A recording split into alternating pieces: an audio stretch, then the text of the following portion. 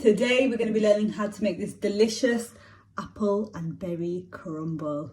So we start off by peeling all our apples. And we're going to chop our apples into chunks, 1/2 inch size pieces, like that. Just do that with all your apples. I have 800 grams of peeled and chopped apples here, which is roughly about 5 medium-sized apples. Okay, now we're going to zhuzh them up a little bit. 50 grams of soft brown sugar. It can be light or dark, totally up to you.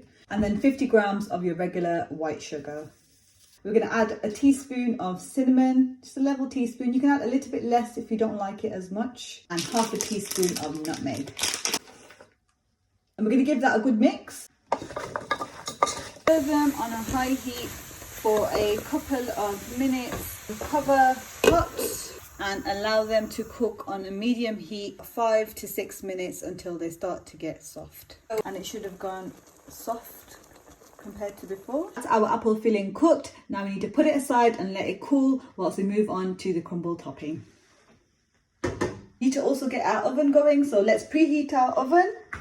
So the oven temperature is 180 fan, 200 degrees if you don't have a fan, and that is gas mark 6. On to the crumble toppings. 125 grams of plain flour.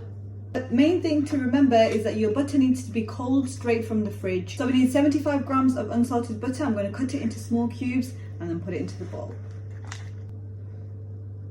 At this point you need to make sure that your hands are nice and clean and washed, because we're going to get our hands stuck right in there. Smush the butter and rub it with the flour in between your fingers, just like so.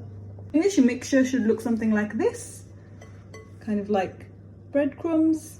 We're going to add 50 grams of the demerara sugar and then also 50 grams of porridge oats. Give that all a good mix together. And our crumble is ready to go on top of our dessert. Just one last thing left to do. Now, as this is a apple and berry crumble, we're going to add some berries into this, and I'm using frozen berries because they're a lot cheaper to buy than fresh berries. If you don't want to use berries, you can just leave them out altogether, or you can replace them with a different fruit if you wish. Frozen berries, we're going to add 200 grams.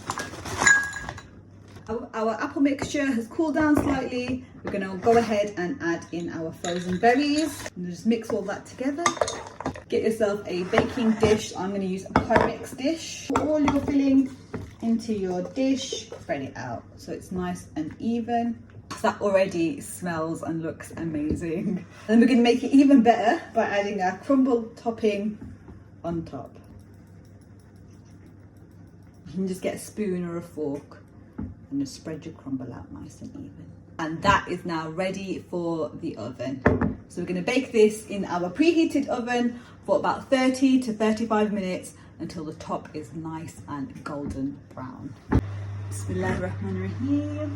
Look at that. Okay.